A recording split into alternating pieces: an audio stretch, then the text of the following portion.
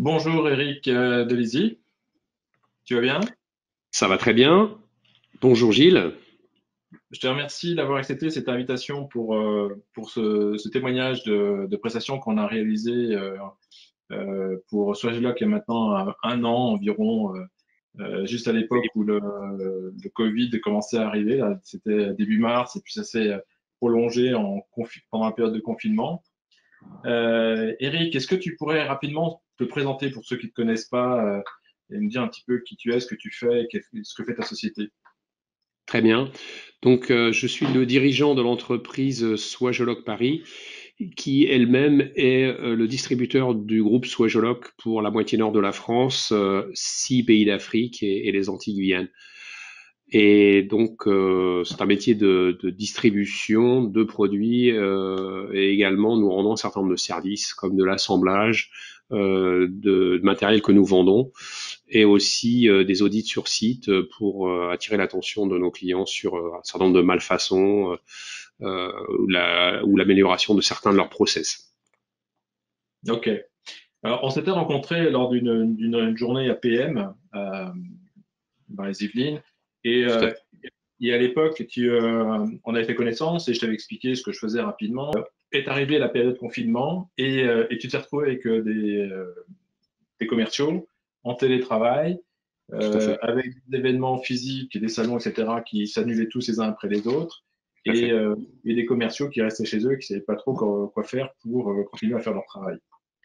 Oui, absolument. En fait, tout le monde s'est fait surprendre hein, par cette situation Covid et puis pour des commerciaux dont le quotidien est fait d'entretien en face à face avec des clients, eh bien, se dire tout d'un coup que les clients eux-mêmes n'étaient plus sur leur lieu de travail, qui, quand ils y sont, n'avaient pas pour autant l'autorisation de recevoir qui que ce soit. C'était enfin, beaucoup ont été très décontenancés, quoi. On avait aussi le problème de tous ces clients qui travaillent chez eux, qui ont leur PC dans le meilleur des cas et leurs emails, mais même pas de téléphone. Donc ça a été compliqué. Et puis j'avoue que j'ai apprécié, tiens, une déflagration. J'avoue que j'ai apprécié ta proposition hein, de venir nous expliquer que il y a la notion de social selling existait sur les réseaux sociaux, sur les professionnels, parce que finalement beaucoup de gens, pas moi tellement, mais beaucoup de gens sont sur Facebook, racontent un peu leur vie à leurs amis et même à d'autres. Et puis finalement, la plateforme LinkedIn, elle était très largement sous-utilisée, quoi. Donc, c'est vrai qu'on a mis en place donc un certain nombre de sessions de travail totalement à distance, C'est ça. au cours de laquelle, petit à petit, toi et puis d'autres experts du groupe nous ont expliqué les fondamentaux, comment ça fonctionne, les règles à appliquer, comment exister dans un environnement professionnel tel que LinkedIn. L'importance et l'intérêt de créer des postes et de trouver des clients, des prospects, c'est important hein, par rapport à notre stratégie de reconquérir des sites industriels sensibles, voilà, pour lesquels on connaît pas les noms des gens, etc. C'est vrai que ça a été vraiment quelque chose qui a été important pour nous dans l'identification de nos des clients à contacter. Parce qu'autant on avait une idée des titres que des gens à contacter, peut-être des responsables de production, des responsables de maintenance, ce genre de choses. Pour autant, on ne va pas juste téléphoner dans des entreprises et demander Voilà. à parler aux responsables de production de maintenance. Hmm. Donc là, vous étiez en plein manque, entre guillemets, de pouvoir rentrer en relation avec des prospects, voire entretenir des relations avec des clients existants. Et ce qu'on vous a proposé avec François-Xavier Magnin, là, qui est mon collègue spécialiste sur le social selling, de mettre en place un plan de formation, un mélange de théorie, mais beaucoup de pratique, avec du coaching individualisé, qui a Tout à permis fait. qu'au bout de 3 mois c'était pas moins de 3 mois de formation, hein, mais c'était quelques sessions de Oui, oui. formation. Il y a eu un certain nombre de sessions d'une heure ou 2 heures, je me rappelle plus. Et moi, ce qui me paraît intéressant là-dedans, c'est que pour appréhender quelque chose de nouveau par un groupe de personnes, forcément qui sont toutes à des niveaux assez différents, d'installer une répétition, une certaine durée. Finalement, c'était pas tant de temps que ça, mais comme ça s'est déroulé sur pratiquement avril, mai, juin en fait. Hein. Ah, très bien, ouais. Bien. Ouais, ouais. Et puis il y avait aussi ce côté, bon bah pour la prochaine fois, on va se challenger d'avoir fait au moins ça. On va Ouais. regarder comment tu l'appelles, le taux de Ça, c'est l'index. le social selling index, c'est ça, etc. Donc c'est vrai que ça a été quelque chose qu'on a vu progresser aussi d'ailleurs au fur et à mesure des séances avec les différents posts que les uns. Et c'est vrai que pas mal de mes commerciaux sont pris au jeu. Quelques-uns continuent encore à publier pas mal de posts, pas Ok. tous, euh, mais euh, mais vraiment il y a eu un avant et un après, hein, clairement Ok. cette formation social selling. Ouais. Super.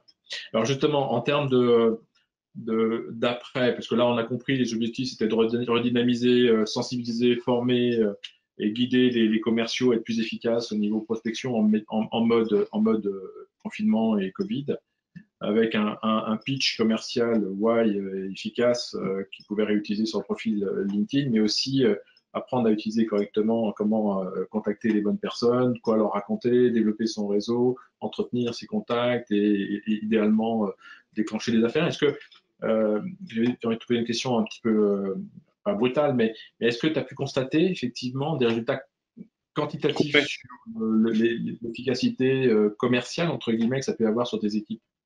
Complètement. Alors, il n'y a pas très longtemps, on a notre commercial qui est basé au Cameroun, qui couvre les 6 pays de la CEMAC et qui se retrouvait comme beaucoup d'entre nous, hein, dans l'incapacité totale de se déplacer, de voyager. Eh bien, il a quand même réussi le tour de force de pouvoir identifier des personnes chez un acteur important du monde du pétrole en Guinée équatoriale, Mhm. identifier par le réseau, hein, LinkedIn, des noms, rentrer en contact téléphonique avec lui, se présenter à distance, notamment avec le Y, expliquer un peu ce qu'on avait à offrir, obtenir l'ouverture d'un compte et recevoir des commandes, et des commandes assez significatives. C'est assez bluffant. Je pense pas que voilà on aurait pu obtenir ce genre de résultat avant qu'on ait fait tout ce travail de sensibilisation à maîtriser un outil comme LinkedIn, apprendre à s'en servir, identifier des professions, identifier des personnes, et puis voilà aller jusqu'à conclure des business sans jamais avoir rencontré Ouais. la personne en réalité en vrai. Ah ouais, c'est clair. Ouais. Donc, Ah, c'est euh, marrant. moi-même, je me souviens, à titre personnel, et je suis pas le plus doué de tous les commerciaux qui sont ici, à avoir mis moins de 24 heures entre la réception d'une information de type information journalistique, hein, sur l'existence d'un projet, identifier une entreprise clé pour nous, identifier le nom du patron de cette boîte, le solliciter en contact sur LinkedIn, il accepte dans la journée de pouvoir en contact. Je lui propose dans la foulée une réunion Teams qu'il me propose pour le lendemain. Voilà. Donc, en moins de 24 heures, j'avais une information d'un business potentiel, le nom de la personne, lui le demander en relation, il accepte et il voit un certain intérêt au travers le petit échange qu'on avait d'ailleurs travaillé aussi ensemble. Et se dire ok, on a un intérêt à travailler ensemble, on va connecter nos équipes ensemble. C'est quand même on n'a jamais eu des résultats, hein, sur des laps de temps aussi courts. Et ça, c'est Ouais. un peu l'échelle, c'est l'échelle social selling, quoi. C'est-à-dire, c'est aussi l'avantage des réseaux sociaux et quelque part même parfois de l'obligation qu'on a finalement ou de l'impossibilité qu'on a finalement de rencontrer physiquement les personnes. Donc au bout d'un moment, un rendez-vous qui, s'il prend une demi-heure, il prend une demi-heure. Il coûte pas une demi-heure plus 1 heure et demie pour y aller, 1 heure et demie pour revenir, voire plus. Hmm. Bon, donc ça, c'est des super histoires. Merci pour ce partage. C'est très intéressant. Le temps passe vite. Je voudrais juste, Eric, te poser encore peut-être deux ou trois questions maximum. Je t'en Euh, prie. la question suivante, c'est donc tu as pu voir concrètement les mises en œuvre de résultats de la digitalisation, de la prospection commerciale, même sans parler de site internet. Hein, on a juste parlé de Why, de social selling, de LinkedIn, etc. Et il y a du business qui arrive. Est-ce que tu penses que ce genre de prestation pourrait intéresser d'autres entreprises et et quels seraient les conseils que tu pourrais donner? Moi, je vois un conseil déjà que j'ai vu, et on t'a dit d'ailleurs, ce qu'on a apprécié avec Françoise Xavier, c'est l'implication du management, c'est-à-dire c'est la participation que tu as prise, toi en tant que patron de Swagelog Paris, Mhm. c'est de j'ai décidé ça, on met ça en place. Alors, tu n'as pas décidé ça tout seul, hein, tu as décidé avec ton équipe rapprochée de managers. Et Mhm. voilà, on met ça en place et il y a un suivi et on fait. Et tu t'es vraiment très impliqué. Je pense que c'était une des conditions clés de réussite, de voir que toutes tes équipes soient associées à ce projet-là. Oui, et je pense qu'il y a, enfin, beaucoup de gens seront certainement de mon avis. Hein, beaucoup de gens ont certainement fait l'expérience de, on se fait une formation ou commerciale ou autre d'ailleurs, on y reste un jour, 2 jours, 3 jours, tout le monde passe un bon moment, puis après c'est back to business as usual. On n'applique pas. Je pense qu'il y a aussi la façon de le faire, hein, puisque finalement, pour parler de ce genre de sujet, le distanciel et l'obligation d'être en virtuel, c'est pas forcément comment dirais-je, un inconvénient, peut-être au contraire. Et oui, là tu me disais impliquer la direction, c'est impliquer. C'est probablement difficile si une direction ne croit pas du tout sur un sujet comme ça, voilà, que les équipes se sentent intéressées, concernées, donc que les patrons se sentent concernés. Mais moi, je pense qu'ils se sentent concernés.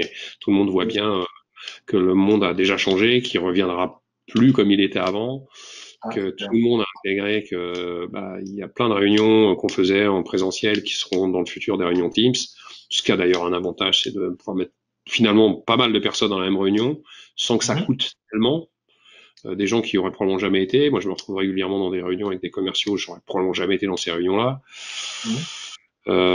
Donc oui, que les patrons s'impliquent, c'est sûr. Après, se dire que pour faire changer les habitudes de ces commerciaux notamment, bah, il faut pas hésiter à traiter le sujet plusieurs fois et sur une certaine durée, au moins quelques semaines.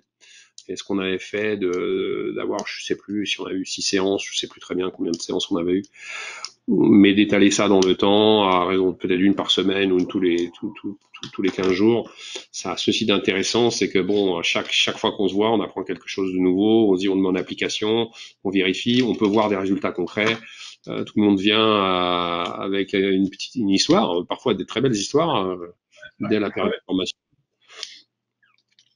Ok. Donc, bah, merci pour ce témoignage. Et alors, concrètement, est-ce que tu recommanderais cette prestation qu'on a mis en place pour toi à d'autres entreprises est-ce que tu as des prérequis particuliers sur lesquels des entreprises devraient faire attention? Est-ce que tu vois, il y a des contraintes particulières? Bon, je crois qu'on doit tous être un peu modestes hein, par rapport à les conseils qu'on donne, mais je peux en tout cas témoigner que je suis très satisfait et d'avoir travaillé la question du why, arriver à se présenter de façon concise, précise, dire pourquoi est-ce qu'on fait les choses, ça me paraît très important. Et j'invite là tout le monde à pour même regarder les vidéos de Simon Sinek là-dessus, c'est assez facile à trouver. Mhm. Après, passer de la vidéo à trouver son why, je pense qu'il faut un accompagnement. Ça me paraît difficile de le travailler tout seul. Impliquer ses équipes, ça me paraît très important, puisque les gens qui ne sont pas impliqués dans définir ce qu'est le pourquoi ils font les choses, bah, ça pourrait être le meilleur why du monde s'ils n'ont pas quelque part construit la solution. Ça me paraît difficile qu'ils se l'approprient. Et puis partout il y a des équipes commerciales, partout où on a quelque chose à vendre, on a intérêt et à être capable de décrire simplement et d'une façon intéressante ce qu'on fait, pourquoi on le fait. Et puis aujourd'hui, si on n'existe pas du tout sur les réseaux sociaux, ça me paraît très très dangereux en fait. Hein. Surtout sur un réseau social comme LinkedIn, pas savoir se présenter, pas savoir l'utiliser pour trouver des contacts, des prospects. Euh, paraît risqué, quoi, dans le monde dans lequel on vit, de pas du tout s'y intéresser, quoi. Ok. Bon, bah, écoute, je te remercie beaucoup. Merci pour ce témoignage. Je t'en prie. Euh, J'espère qu'on aura l'occasion de faire d'autres choses ensemble. Tu sais qu'on a plein de codes dans notre arc en termes de marketing digital et j'espère qu'on sera amené à faire d'autres choses ensemble. On a une stratégie de communication à mettre au point et je pense qu'on pourra en reparler. Avec plaisir. À Merci bientôt. beaucoup. Au revoir. Merci.